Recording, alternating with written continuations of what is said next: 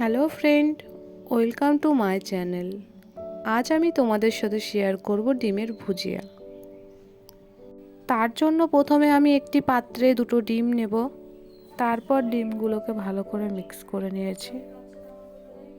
আমার এখানে ডিমের ভুজিয়া করতে লাগবে পেঁয়াজ, কাঁচা লঙ্কা কুচি।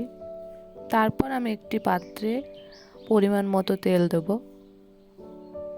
তারপর আমি এর মধ্যে কুচনো পেঁয়াজগুলো দিয়ে দেবো। পেঁয়াজগুলো আমি 2 মিনিট থেকে 3 মিনিট ভেজে নেব।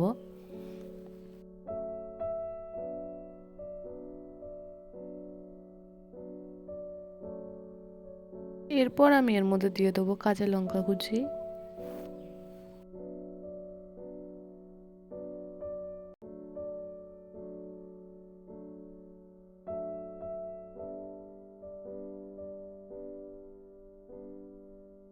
পেঁয়াজগুলো আমার ভাজা হয়ে গেছে।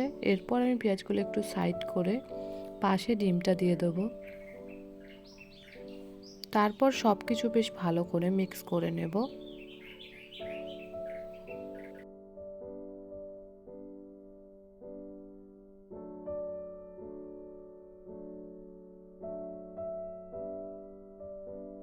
এরপর আমি এর মধ্যে দেবো স্বাদ অনুযায়ী লবণ।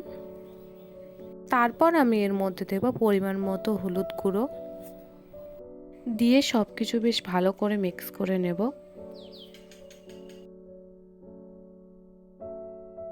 তারপর আমি ডিমগুলোকে 3 থেকে 4 মিনিট মতো ভেজে নেব।